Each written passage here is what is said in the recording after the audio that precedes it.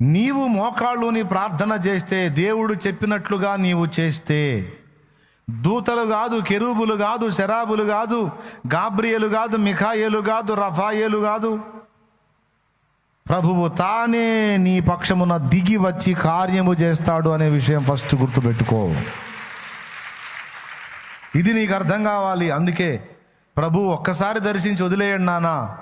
నువ్వు దేవునికి కనెక్టింగ్లో ఉంటే, దేవునికి నువ్వు ప్రార్థన చేస్తే, నీ కోసం నా కోసం నా తండ్రి అవసరమైతే దిగొస్తాడు. ఎందుకు దిగొస్తాడంటే,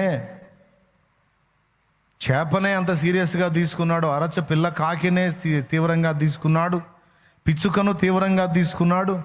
ఇవన్నీ అడవి పూలు, ఒక్కరోజు జీవించే పూలు, ఉదయం పూసి సాయంత్రానికి వాడి మాడిపోయే పూలను అంత శ్రద్ధగా అలంకరించిన వాడు నిన్ను నన్ను ఏమన్నాడో తెలుసా? వాటన్నిటికంటే మీరు శ్రేష్ఠులు కారా?